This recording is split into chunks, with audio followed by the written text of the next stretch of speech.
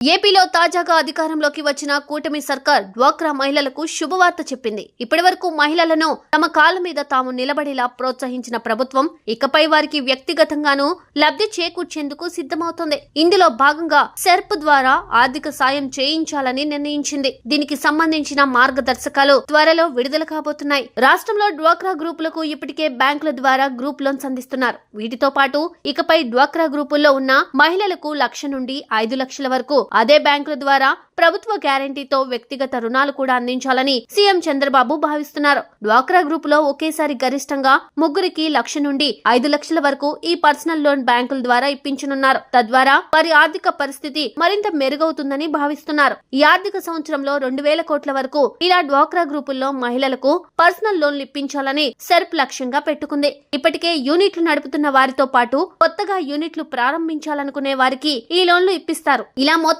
1,50,000 మంది డ్వాక్రా మహిళలకు ఈ ఆర్థిక సంవత్సరంలో లోన్లు ఇప్పించేందుకు ఏర్పాట్లు జరుగుతున్నాయి. ఇందులో 1,35,000 మందికి ₹1,00,000 చొప్పున, మిగిలిన 15,000 మందికి 5 లక్షల చొప్పున లోన్లు ఇప్పిస్తారు. భవిష్యత్తులో ఈ లోన్ను 10 లక్షలకు పెంచే అవకాశం ఉన్నట్లు సెర్ప్ అధికారులు చెప్తున్నారు.